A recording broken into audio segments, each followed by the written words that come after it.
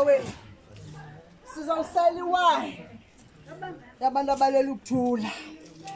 Uthi kanti xa uzawuphosila izwi wena uzawuphoswa zezi zinto zizawuthethwa apha.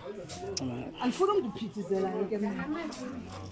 Masicaba kaloku ubhashi aphosila izwi ngiyovuyama. Masicama kushena aba bantu bekhaya.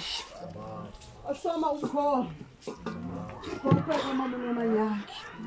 Kulaphi imfihlelo zasematshaweni zizinze khona. Masicama kush. Athi xa thetha ngani igoca wandaba. Ngoba kaloku asifani ngokuntliziyo nangokuthetha nangokwenza. Nangokucinga.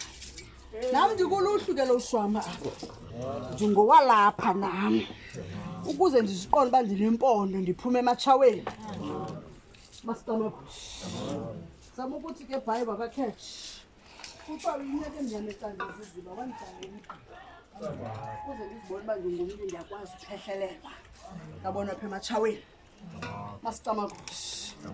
Zama ukuthi ndinikela kuwe bhayi lam. Nkonjane banina lukula. Nkonjane banina lukula. Nkonjane mnyama.